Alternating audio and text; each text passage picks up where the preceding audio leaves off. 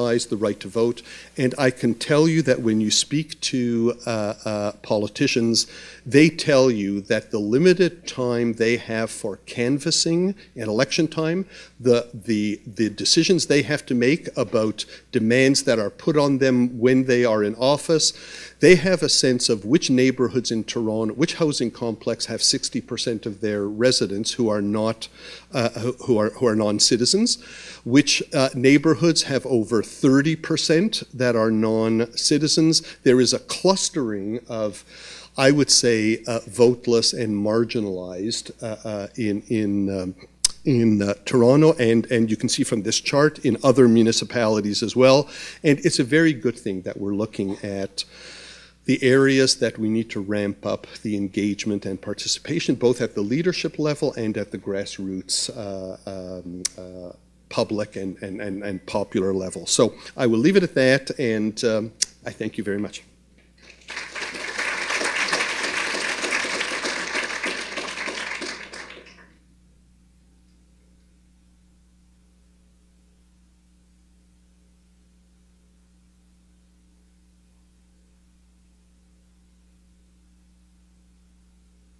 I told you that you weren't the shortest person here.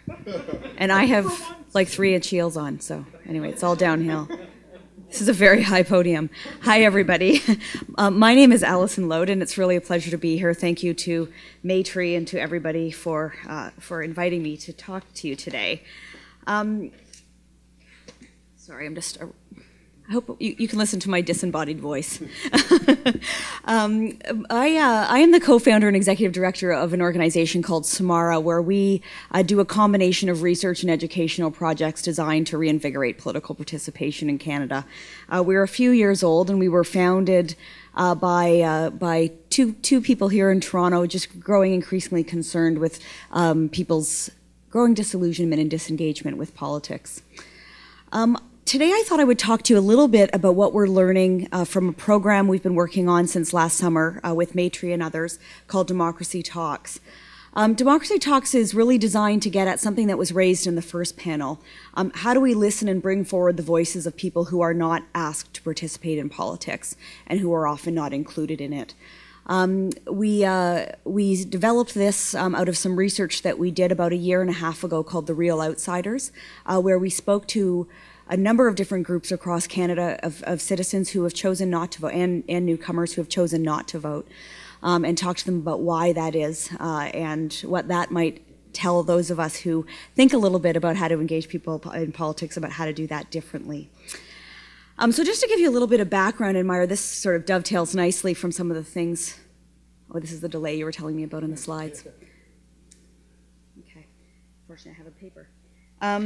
Some of the background in this is as I'm sure everyone in this room knows, voter turnout has, I would argue, plummeted to almost unacceptably low numbers. And that, one of the largest reasons for that is because young people don't vote, and unlike in past generations, are increasingly less likely to vote. So in the last federal election, for example, we had a voter turnout of 61%. Young people voted about 37%. Now, if you went back a generation or so ago, those numbers probably, they didn't track them, but would be about the same. But what has changed is that young people are increasingly less likely to ever start voting. So we are socializing, whether we know it or not, classes or generations of people who just can't be bothered or completely don't care, more importantly. Also among newcomers, on average, despite some of the attention that this is given in the political news, people who have just received the right to vote through their citizenship are also less likely than people born in Canada to vote, although that varies based on the group that you're in.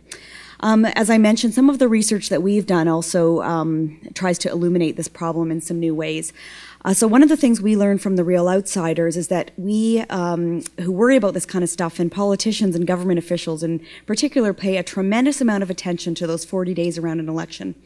But if you talk to people who've opted not to vote, what they'll tell you is by the time the writ is dropped, they have actually made up their mind that it's not worth it. So we argue that we need to think as much about how democracy is experienced every day as we do just around an election.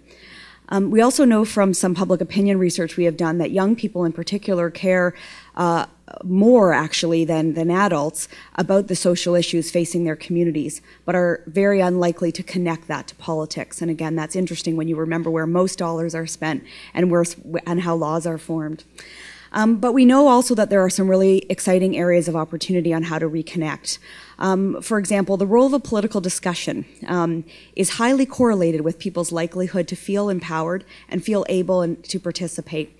This has been put to use to much success by the Democratic Party in the last couple of elections. But the very simple act of having a conversation about politics once a year has been shown to increase your likelihood to participate. We also know that people participate more if it's part of their community, and it's a social exercise, and it's fun. We often talk about things like voting, like, it is your duty, and yes, it is your duty, but that's not very fun. So it's been shown that if you say, come with me, come along, hey, what are you guys thinking? People will be a lot more likely to participate. So very small ways that we can sort of reimagine how these sometimes complicated and opaque topics can be a little bit more accessible. So the Democracy Talks program really tries to link all this together. Practically what we aim to do is bring forward voices of people, as I mentioned, who have not been asked to participate. I wanted to share with you, and you're actually the first big group that we've shared these findings with, tell you a little bit about what we have learned from this, both because I think it's important for all of us to be reminded, especially those of us who are increasingly less likely to be young, what politics might feel like to people. I think it's also, and hopefully an opportunity to hear from people in this room who've had actually excellent experiences of re-engaging people in politics. And then selfishly, I'm just curious what you think, because this is the first time we've really ever presented it to a large group. So the program at its heart is designed to provide an accessible and fun way for people to talk about politics.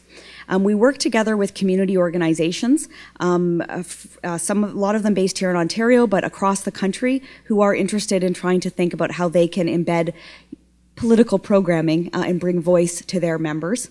And then we also do this in a systematic way so that we can inform research, policy, and practice. For example, there's a lot of interest from Elections Canada, who spend millions and millions of dollars a year on voter education, on what this might mean for how they could be more effective. We launched this in the summer of 2012, thanks to the generous support of the Trillium Foundation. You'll see up there, those are some of the organizations, and Maytree is one of them, and some of the Building Blocks partners as well have been involved. Since we've launched this, we've had a lot of interest from other organizations as well, so we are currently in the process of trying to think about how we expand this program. There are three groups of people who are involved. That are included in this, and they're people because of their age or their citizenship have recently learned or received the right to vote. So these are really composite pictures rather than individuals, but I'll give you a feel for the kinds of people whose voices we're hearing from. The first is Beth. Beth is a 21-year-old university student in a big city somewhere in Canada, very concerned about issues, and joined a campus group to try to get involved because she doesn't think she can make a difference through politics. Now, a lot of people don't worry about people like Beth because she has an education, and she's cares a lot about these subjects. But what we learned is that we should be very worried about Beth, because Beth has actually thought long and hard about how she can most make a difference and has decided that politics isn't it. She also exhibits the exact same sense of mistrust and doubt that you hear from other groups we've spoken to. The second is Matthew. Matthew is a 42-year-old professional who's moved to Canada from, in this case, Nigeria, but from another country, recently became a citizen, lives in a suburb, and is trying to figure out how to be a more active part of his new community. He observes that his entire, in this case, 7 years he spent in Canada, has rarely, if ever, introduced concepts of political or civic or democratic engagement. So now that he's a bit settled and has a job, he's trying to figure out a little bit more about how he can become an active citizen of Canada. Jeremiah is the third person we spoke to, type of person we spoke to. 19-year-old black Anglophone in Montreal, works part-time. We're trying to finish his high school equivalency. Dislikes politics, mistrusts politics, sees it as very out of touch with his concern and his concerns, and is active in a community organization, in this case, that uses art to try to give voice to people who don't have one. So there you see exactly the quote of what we've heard over and over. When you come around and ask me to vote for you, I say, why? Haven't seen you ever before and probably never will again. There's three main messages we heard from these groups, and despite the diversity within and across them, these messages were relatively consistent across. A bit like Myer, they're not always like the most uplifting things to talk about, so I thought I would start with some of the more harsh messages and then sort of end where there's hope and hopefully generate a conversation about what all of us can do about some of these things. The first thing we heard is that political participation is simply not seen as a Canadian value, and I'll give you a couple examples of what that means. Second is that voting in mainstream politics, at least for these folks, is very unlikely to be the first step. You'll hear a lot, as recently as yesterday, we heard a speech from the head of Elections Canada saying that voting is a first step. Well, according to at least these folks, it's very unlikely to be the first step.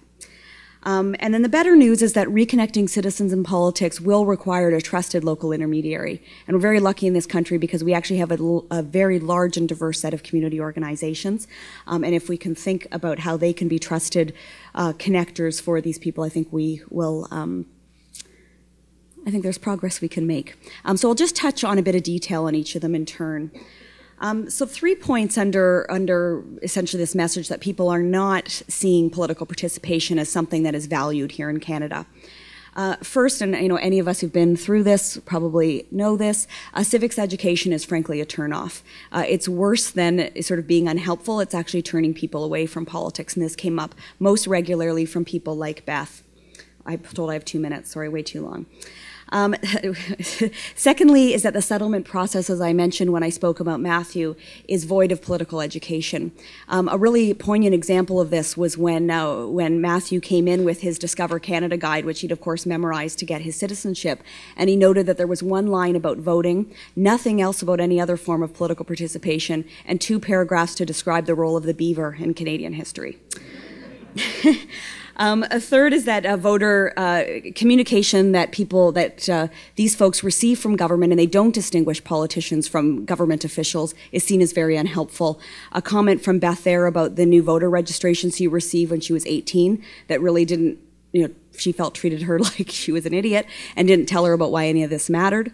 Matthew talked about receiving what I'm pretty sure was partisan advertising from an elected official, but just basically saying I recycle it and it's a waste of time. All it's doing is telling me to disengage. I'll just rush through the rest quickly. Voting or mainstream politics, unlikely to be a first step. And really there's 2 main reasons for this. The first, sorry, let me just catch up with my notes here. The first is that politics is not seen as a way to make change.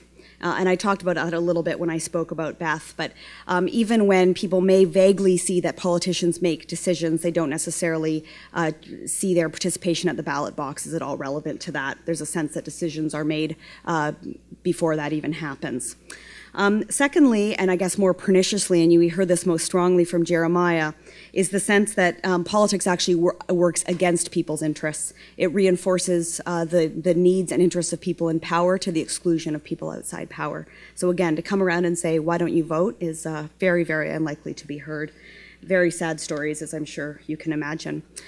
So on the hopeful front, and this is where our partnership with our community partners was most inspiring, and something we're very keen to think about how best to grow and how we can help facilitate this further. When we asked the participants to talk about a role that they could play, while they all identified that they could have one, they really struggled to see what that could look like or articulate it. I think absent any positive role models, they really struggled with this section of our conversation. We tried some hooks, like in 4 years from now will be the 150th anniversary of Canada, so we said, how might you celebrate that? What could one do? Very flat. Was not an avenue for engagement. We asked people what advice they would give MPs or political parties. sometimes they'd either struggle for and say something that was already taking place, or, and again, this was just a very, very difficult question for people, and I think a sign that traditional politics is unlikely to open the door. But where their spirit started to change when we talked about the role of their community organization, and I know I'm over time, but this came most poignantly from Jeremiah, the fellow in Montreal, and that first sentence of his speech balloon, I think, was really meaningful. Love is the name of his organization. He said, you know, where we succeed, or where he sees love succeeding and politicians failing, is that they're not looking for power. They're here to help. They're here to open a door. And that's, I think, a really, really powerful point. So we at Samara are, this is, as I said, our sort of first go at trying to analyze and communicate what we're hearing.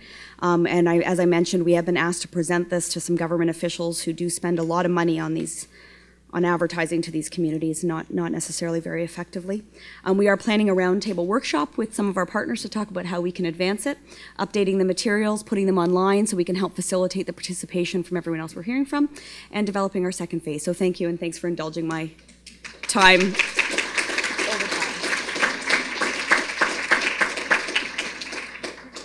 Thank you, Alison, and Myer, I'll be very quickly saying a few things before we go to you. We're really eager to hear your experience with engagement and lesson learned about projects and activities that you have been engaged with.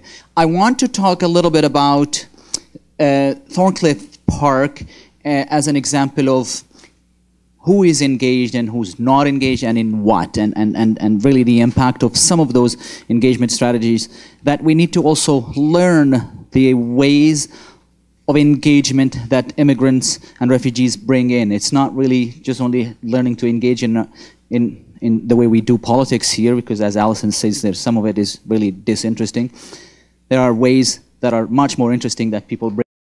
We need to also learn. So there are two groups that I think have a very interesting story here. The first one is the Thorncliffe Park Women's Committee, which is a group of women, most of them actually immigrants, many of them, including Sabina, who's here in the room, are not yet citizen, but they saw an opportunity in the park as the only meeting space.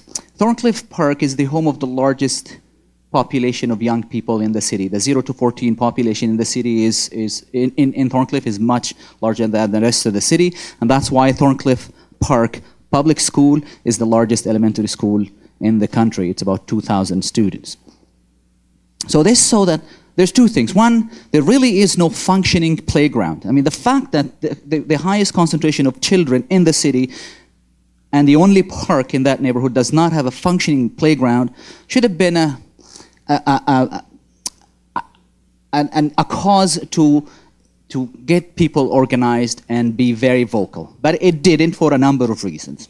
So these women got together, and they started, I think, 3-4 years ago, and today we have, for the first time, a very beautiful park, a functioning park, playground, and kids are playing. And this sounds like a straightforward, but it wasn't. It didn't happen for many, many years until these people came and started talking. But how they did it because they said, oh, my kids don't have place to play. And so that's a motivation. So we have to start thinking about what gets people excited, and new ways and new mechanism and new vehicles of engaging people. Political parties might not be resonating. In fact, they are driving themselves into irrelevance in many ways. So there are other ways. The other interesting part group related to this school is the school parent council. For some reason, the school parent council election attracts almost 1,000 people. Now that's almost, I can guarantee you, that's more people than those who voted for the local trustee. But they come for their own purposes. They are driven by their own issues, and they're almost single purpose. That's important. We need to understand what that is. We need to understand what motivates 1,000 people to come and vote for a parent council and leave. So that's something that we actually need to learn from, because there is nobody, even, you know, the premier is our local MPP. She is beloved there, but she's not going to attract 1,000 people when she comes to the neighborhood. So that's something that actually we have to be mindful of. The last thing I would like to say is that the lack of political representation from visible minorities is not necessarily the problem, because I don't necessarily feel represented from someone who's an Arab Canadian like me. I want someone who understands the issues that are important for me. The problem with some of these, that there are gatekeepers who actually are a problem.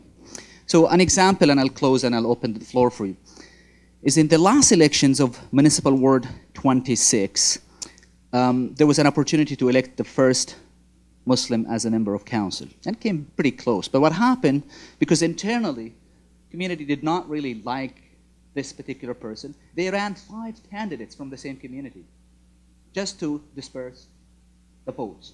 And the incumbent won by about 300 votes.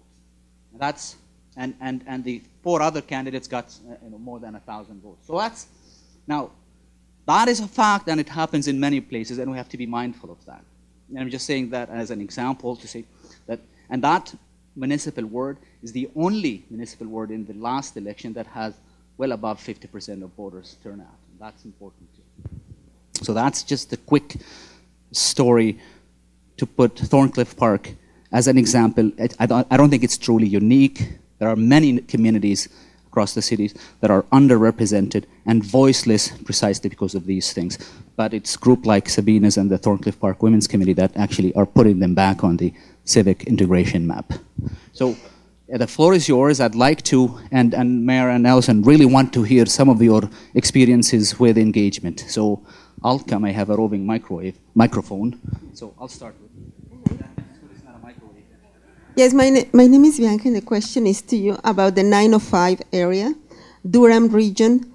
What can you tell me about it? What Durham region versus the West, Burlington, for example, is absolutely not inviting for diversity.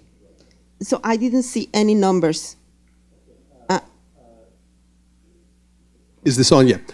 This is a very good observation. And the same goes for Yes. the Durham region. East. Yes. I mean, you really is not inviting at all. Right. Yeah. Mass perception is Right. personal.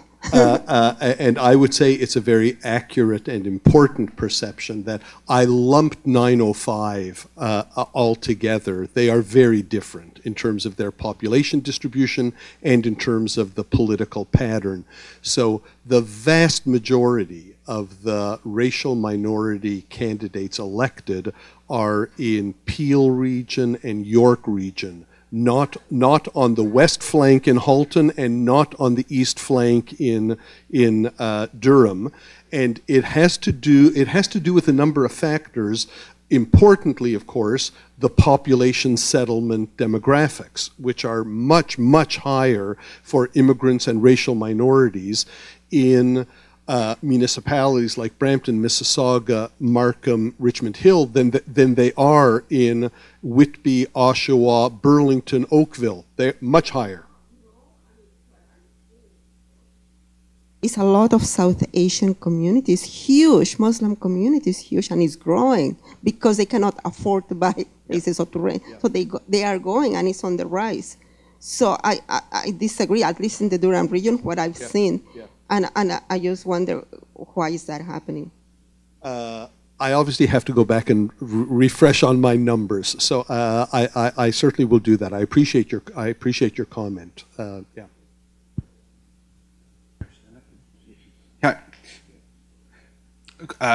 Question/comment. Marrying the two analyses that both you had. One is around the level of visible minorities that are entering into politics. I come from Brampton, and there's a very large number of South Asian politicians there, but they are almost overwhelmingly first generation, coming from their mother country and coming into politics here. But what we're finding is second generation youth are regressing to the Canadian norm, and they're not getting to the same level of participation, and the type of politics that is involved in the different communities is very different, and I would say being from the communities is very unproductive, and one that's more focused on individual growth rather than focused on the community issues there. So in your both your research, have you found anything around marrying the two, that we have a large number of visible minorities coming here, but we also have a second generation that's growing up here, and how to take advantage of those trends? Remember when I said we need more research on all of this? You've steered us to a really important dimension of this, the generational impact. And I think you're right, and this is counterintuitive and maybe a paradox, that the first generation has very rich and dense community attachments and networks that can be mobilized for political participation. Ironically, the second generation, to the extent that it integrates, loses some of that very strong community networking attachments, but the hope will be that as they progress through their studies and their careers, they will find causes and issues that speak to them. They will find communities of interest that they too can mobilize on. I think one of the things we know is that tradition matters. Coming from a tradition of political engagement, political participation, it carries over generation to generation, but not necessarily in the same manifestation. So, you know, without mentioning specifics, one can think of a number of examples of communities that have, both in the homeland and in the diaspora, very strong traditions of mobilization and engagement, and that ripples generation after generation. And I think one of the interesting things for Canadian society will be, can we create avenues to preserve that engagement into subsequent, into the Canadian born of those ancestry. So I think that's a really interesting dynamic of this you've mentioned. Just to add to that, so we have done research that we have not yet released on this phenomenon, and there's 2 points to it. So it shows that after about 7 years of being in the country, even first, this is again across the board, and this is a national survey that oversamples for newcomers and for young people. So it's quite robust in that way. After about 7 years, even first generation immigrants begin to revert to sort of the poor behavior of people, people who are born here. And then, and you're absolutely right, people who are of the second generation just are like everyone else, the average. So I think there's sort of I mention that only to say it actually might be slightly worse, unfortunately, than even what you articulated. So it's interesting because we don't, I mean, the work that we're doing now is, you know, not sort of as robust statistically, which is also why we do the survey on top of it. So I think it underscores all the more sort of imperative for us to start thinking a lot more about what happens outside of just electoral process and, you know, the selection of political leaders. And we have actually devoted next to zero research in that area, if any, and very little attention is given to it by people who spend a lot of money in that area. So I'm not really answering the question, but I'm actually articulating the severity of it so a little bit more.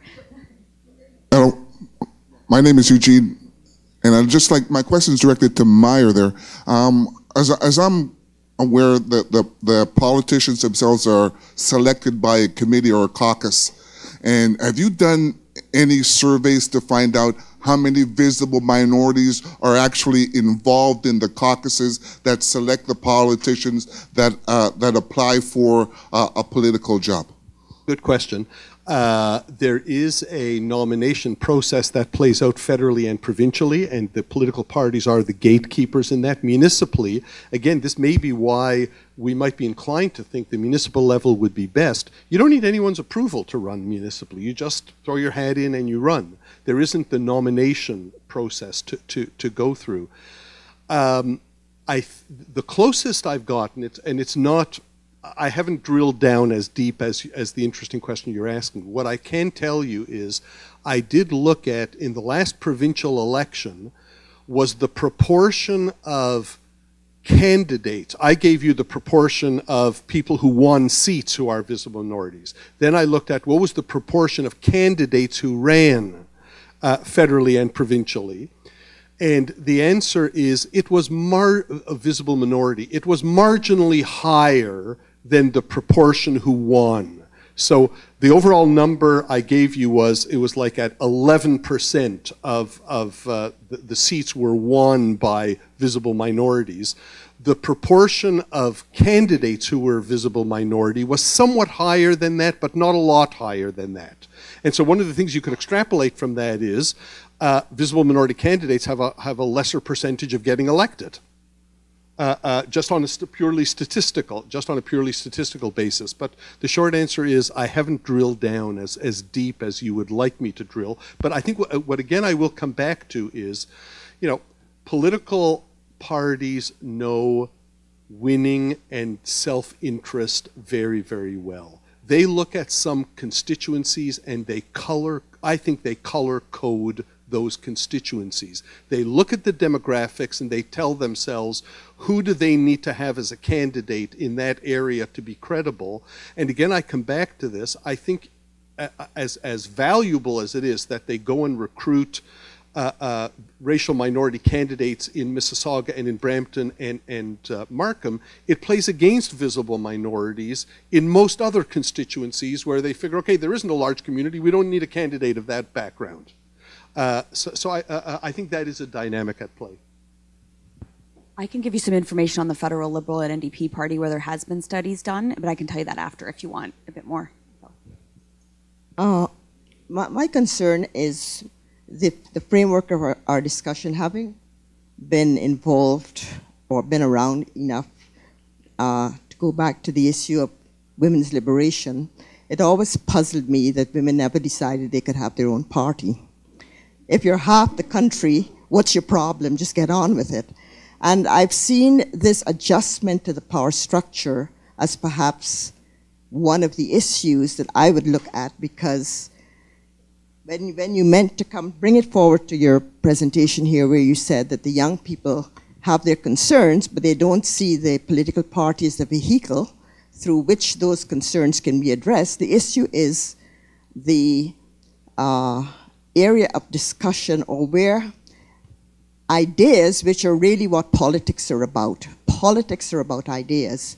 So when you're looking at how ideas can be brought into effect, it's really not a question of traditional political parties. It's a question of how people can be mobilized appropriately to bring their ideas forward. So it seems to me that when we look at the situation in the United States, where you've got some anachronistic system that can never get on with the real work of change, and then you've got here the Democrats, the Liberals, etc., you're treading this water over and over and over, when in fact what you need are ways of breaking through that deadlock through the creation of vehicles that are political to make sure your ideas are enacted. And I don't hear enough discussion about how we implement new forms of political engagement that actually have some resonance at the voting thing. Thank you. Thank you. You want to comment on? Any comment? If not, go ahead. No, not this. I moved to Toronto in 2008, and I've been observing the idea of having immigrants participate in elections, and I've been disappointed in the way it's being lobbied. I remember when the organizers tried to have David Miller endorse it, and then lobbied Delta McGuinty to act on the idea, and the only person on it is Tim Hudak, in my opinion. Imagine if Tim Hudak was to endorse the idea, the Liberals and the NDP would have nowhere to go but endorse the whole idea. And my question is for you. You said in your word there was a candidate, an Arab candidate who was, or a visible minority candidate who was running for office, and you said there was another candidate that they made up so they can divide and conquer, or a 2 or 3, 4. Who are we to decide that their diversity doesn't exist among visible minorities as well? That's a very good question, and I actually wasn't saying that we shouldn't run them, but I say that these are the outcomes. But I think you're absolutely right. If I came across as saying that diversity population should not have diversity of opinion, I think that's totally wrong. So that's definitely not my message. Okay, who has the microphone? Go ahead. I think we're starting much too late. Little children And middle-sized children can be taught very significant principles of democratic engagement if it's done in school and if it is structured in such a way that they can see it is a three-legged stool: the taxes, the votes, and the services. And they'll understand that. I taught kindergarten, and I taught it in an entirely immigrant neighborhood, and I thought it was really important for my children to understand that their parents were paying for the crayons, the puzzles, the chairs, everything else, and that's why it is important for them to look after them, because their parents had worked hard and paid for them. And I also had an open house every week on Wednesday where parents could come and sit in and see what was happening in the classroom, because so many of the children came from countries where they didn't have kindergarten, and they thought, which really turned me gray, that children came to kindergarten to play. And my job was to teach them that play is the work of childhood, and if you do it properly, they learn those things. And I think what we need to keep in mind with political instruction is how Kellogg's sells their rotten cereals. They sell it through the children. Tell your mother to buy this. And if you can give them the message properly, you'll do a whole lot of political education long before those children can vote, but they can nag their parents. Thank you.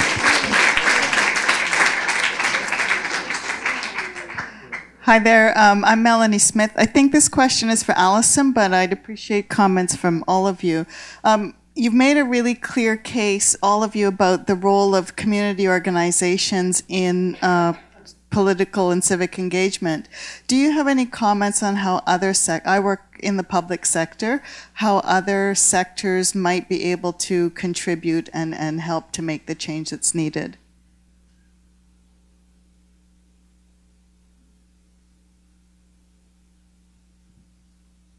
Go ahead, Alison.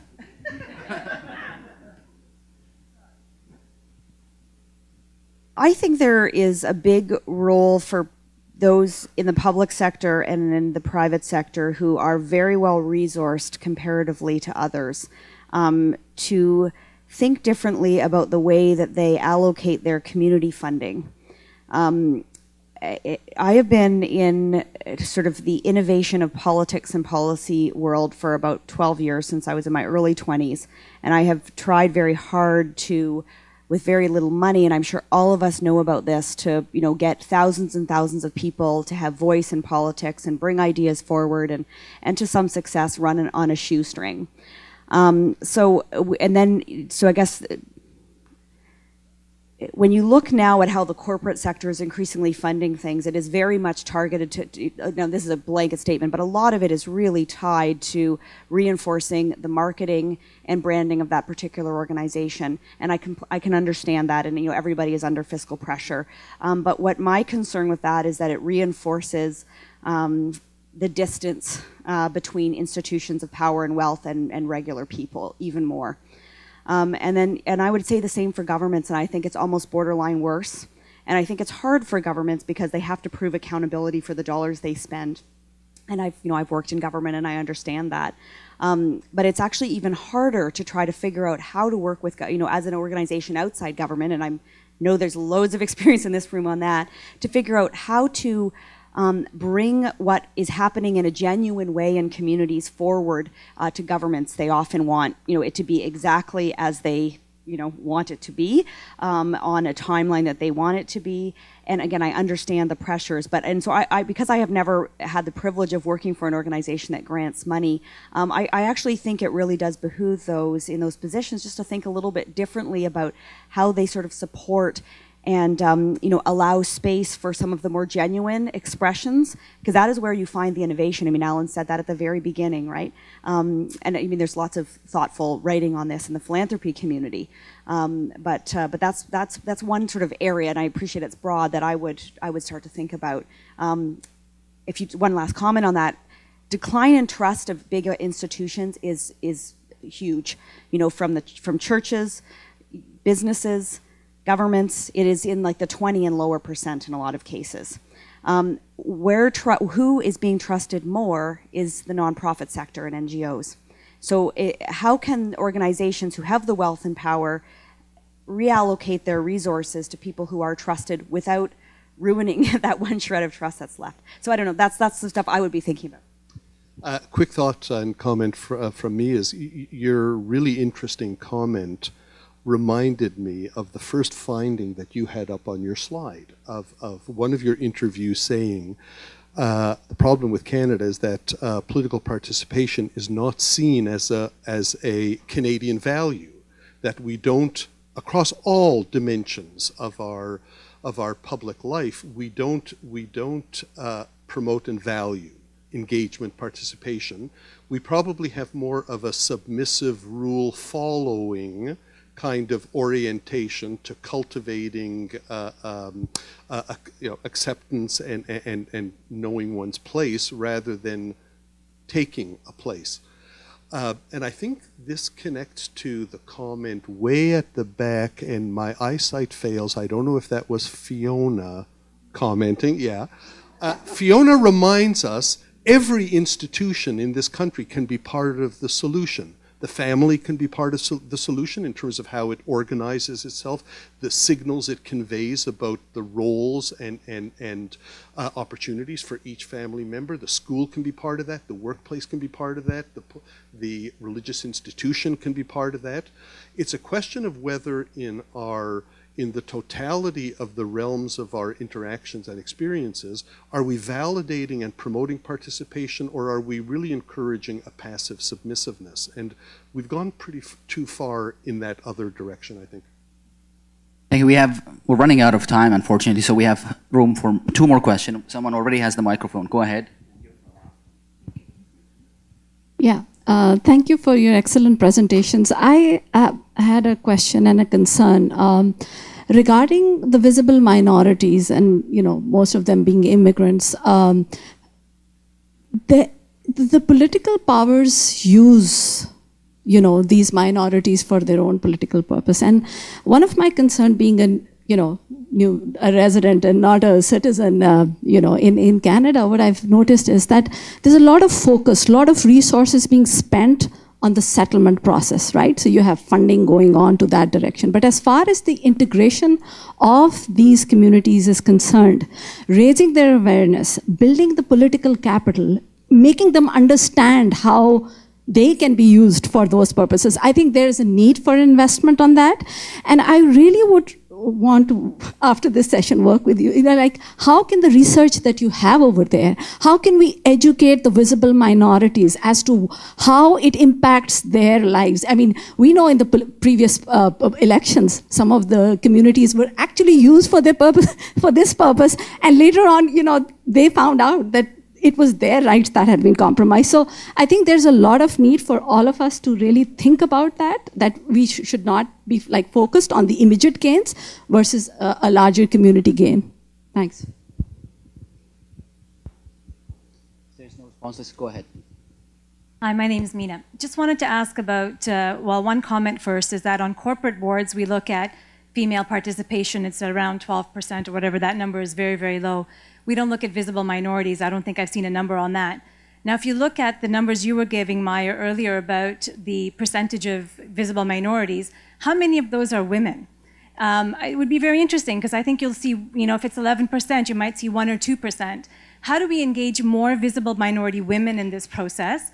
And coming into the research form, Alison, it would be really interesting to look at how to engage girls at the grade 7, 8, 9 level, because that's where you capture them. I think couple of these people were talking about them before. We really need to sit down and think about how do we develop these leadership programs at the grade 7, grade 6, grade 7, grade 8, because they're there to learn, and we can really make an impact, and we need to think about some research around that. The very quick factoid I can give you on that, because I just looked it up in the report I had written, was that the gender proportion was equal of the proportion of the visible minority elected candidates who are women, and the proportion of non-visible minority politicians elected who are women. It was the same. So there was not a greater or lesser tilt one way or another. Exclusively at the federal level, I can tell you that the research shows that there is a significantly higher proportion of visible minority parliamentarians in Ottawa who are women than is the proportion among white parliamentarians. And the reason that's ascribed to that is the comment that was made before. Well, some of the self-servingness of the political parties, they get a double count on equity if they have a visible minority and a woman. Two quick comments. One is the Diversity on Board initiative at Maytree. I don't know if they're planning on expanding to corporate boards at some stage, but I think that would be such a logical home for it. In my sort of occasional ranting to the occasional person that listens, I was in Ottawa last week, and they had this magazine of the 101 most powerful people in Ottawa. So I read through it, of course, because you need to know these things. And there were 14 women out of 101, 2 people of First Nations or Aboriginal background, and 0 visible minorities on the list. So I wrote to the producers of the list and said, you know, I appreciate the list is what it is, but, you know, maybe you should highlight this, and said, here's diversity on board. And then they said, and this is going to go back to everybody, they said, would you write a 700-word article on this issue? And I haven't had time to write it, but if anyone wants to do that with me, let me know. And the second thing on schools and girls, this is, again, we're trying to figure out how to expand this kind of program. So I would be really love speaking with you. We have done a lot of work talking to people in schools, and what we're hearing from teachers, and this is a sort of troubling thing, is that teachers are afraid to talk about politics in their classroom because it's seen as distasteful.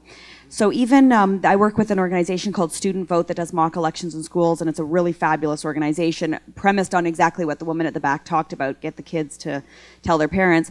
And a lot of schools, or there are schools now that are afraid to bring that programming in. So I think, again, those of us who are concerned about politics have to really worry about how it's being perceived and discussed, and again, how we are bringing people up to say it's something we can't talk about. You know, sex, religion, and politics. Well, talk about sex all the time. We talk about religion, and anyway. So, sorry, everybody, we've got to end it there. If you could just help me in thanking Myer, Alison, and Jehad in a wonderful session.